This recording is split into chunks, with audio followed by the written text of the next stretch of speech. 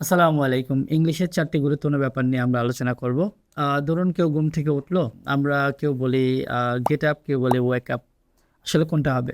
সে যখন ঘুমাচ্ছিল এবং ঘুম থেকে জাগ্রত হলো, সে বলবে আই ওয়েক আপ।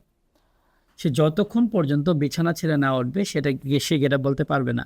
যখন সে বিছানা ছেড়ে উঠবে তখন সে গেট আপ বলবে। ঠিক একইভাবে এরকম আরও কিছু ব্যাপার আছে। কেউ যদি গোসল করে, কেউ বলে আই টেক বাথ, কেউ বলে আই টেক শাওয়ার।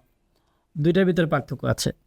যখন কেউ প্রচুর পরিমাণ পানি দিয়ে গোসল করবে তখন সে বলবে আই টেক বাথ, বাট পানির পরিমাণ যদি অল্প হয় he should say I take শাওয়া।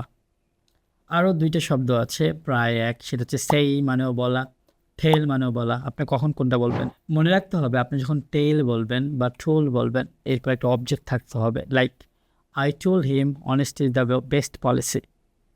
On the other hand আপনি যখন সেই অথবা সেইড বলবেন এরপর অবজেক্ট থাকা যাবে না। I said honesty is the best policy. আর দুটো শব্দ আছে, ওয়ান্ডা, অ্যানাদার ইজ উন্ডা। স্পেলিংটা হচ্ছে WANDER, অ্যানাদার ইজ WONDER। যেটা উন্ডা সেটা অবাক, আর যেটা ওন্ডা সেটা হচ্ছে উদ্দেশ্যহীনভাবে ঘোরাফেরা করা।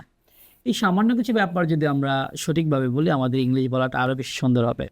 Thank you very much.